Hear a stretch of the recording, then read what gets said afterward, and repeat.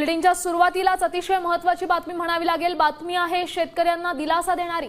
शेतकऱ्यांना जाहीर केलेली कर्जमाफी 2026च्या वर्षात होणार असल्याची माहिती कृषी मंत्री दत्तात्रय भरणे यांनी दिली।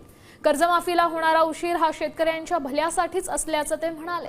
राज्याचे मुख्यमंत्र्यांनी इन्कम टॅक्स भरणाऱ्या शेतकऱ्यांची यादी आम्ही मागितली। त्याच्यावर मगाशी तुम्हाला सांगितलं निर्मला सीतारामन मॅडमची सही झालेली आहे। ती यादी लवकर लवकर आम्हाला मिळेल। थोडा उशीर होतोय, तो शेतकऱ्यांच्या भल्यासाठी होतोय, शेतकऱ्यांच्या हितासाठीच होतोय। त्यामुळे काळजी करू नका।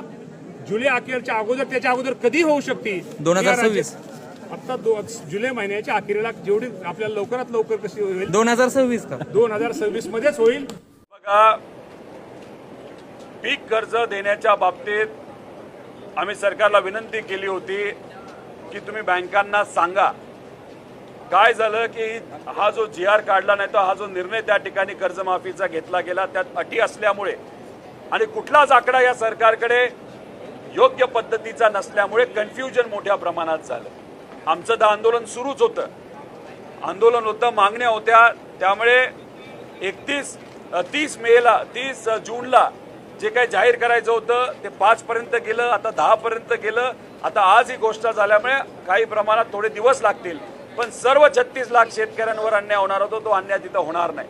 त्यामुळे आता सरकारला विनंती आहे, कर्ज देत असताना ज्या शेतकऱ्याला अडचणी येत आहेत त्या ठिकाणी लक्ष देऊन त्या अडचणी सोडवाव्या आणि त्या शेतकऱ्याला आता क्रॉप लोन लगेचच्या लगेच त्या ठिकाणी मिळलं पाहिजे।